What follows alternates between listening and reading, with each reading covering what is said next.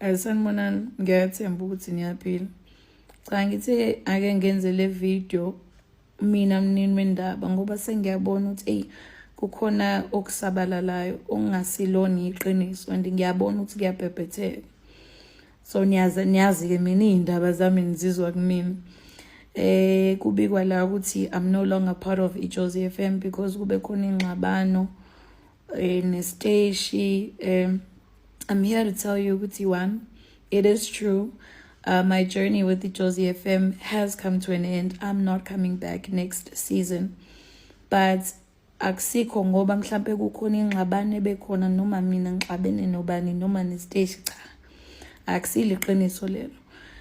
Nakhona nje ngiyenza le video ngiye ngakhuluma nomphathi wami prior ngoba uyena umuntu engireporta ke nambuza ukuthi emphathi ngingakwazi yini mhlambe ukukhipha angeke ngithi statement kodwa ke into eshoyo ukuthi I'm no longer part of iJozi FM ngezizathu sokuthi ngiyabona umphathi lapha ku social media sekubhalwa into engesiyona.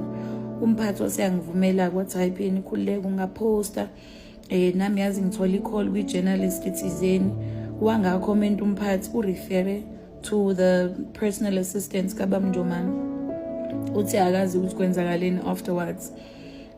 But nami ngamtshela ukuthi imphathi nami ade ngifonelwa ama journalist mhlambe awu4 athi mhlambe ama journalist awu4 ahlukile engibuza ukuthi so what went wrong.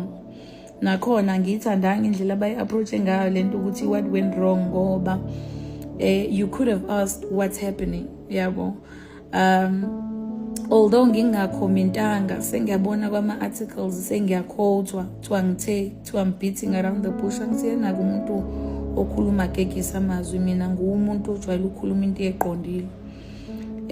Nakhona futhi phela umsebenzi uyabo umsebenzi kodwa wona lama journalist engihlezi ngikhuluma ngawo ukuthi ade ngiwini award nje zolo lokhu ngapost akhona oyedwa ongifunelile ukuthi singakwazi ukubhala sikhulume about your achievements kodwa sengathi kuba khona into ezodayisa iphepha segitshelwa phezukwayo leyo yeah kodwa ke umsebenzi it's unfortunate phela ukuthi umsebenzi wena ubuye uqede isinkwa sabanye ngoba nifuna ukudayisa iphepha nimbeke umuntu ngendlela ongasiyona einkundleni zokuxhumana yeah yini enye ngiyikhohlayo yeah kunjalo nje. Nakhona events ufane mina ngiyibonga njalo iJozi FM ngoba ekufikeni kwami 2024 this was like what 2 years ago mengifika ngabatshela kahle nje abaphathi uBamjomani noThepho uthi hey mina I'm just going to be here for 6 months ngisafuna ukuhlakaza ikhanda ngiyezobuyela ekhaya ngidakwa. But you know 6 months turn into 2 years and it is time for me ukuthi ngikhule. So bengithatha le opportunity as the opportunity yokukhula kumele ngiyithole kumele ngiexplore ezinye indawo eksefanele ngikhulele kuzona. Doing that without disrespecting iJozi FM ngihlale kahle kakhulu bafethu lapha nani nibonile ngize ngakhuluphala zathenga imoto under that management ngawina ama awards amabili under isandla seJozi FM all because I had to move away from my comfort zone. So in no way and in no day am I gonna disrespect iJozi FM. But yeah, naye into engiyiqalayo ngicabanga ukuthi izongifaka enkingeni kodwa ngizoyisho anyways because ngiyazi ngizokhohlwa.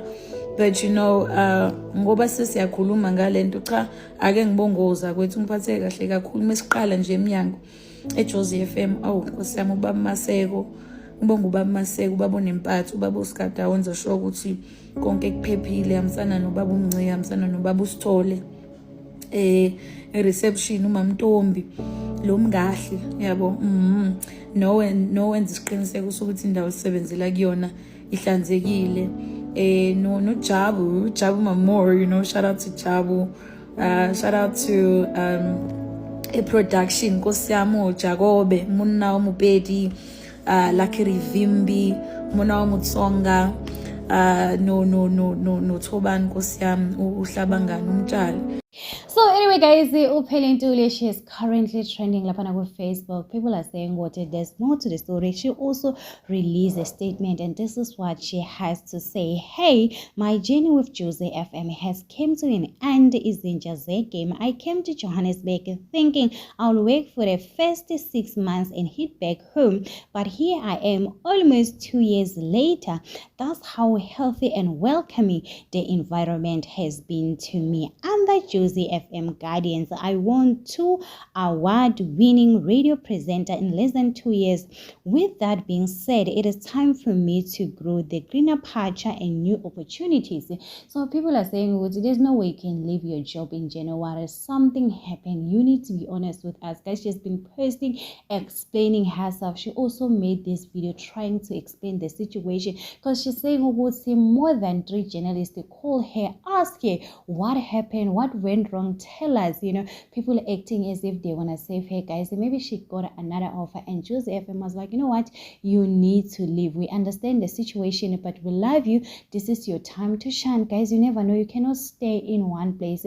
So anyway, guys, it is what it is. Tell me in the comment section what do you think about it. Do not forget to subscribe, to like it, comment. Happy Wednesday. Please take care of yourself.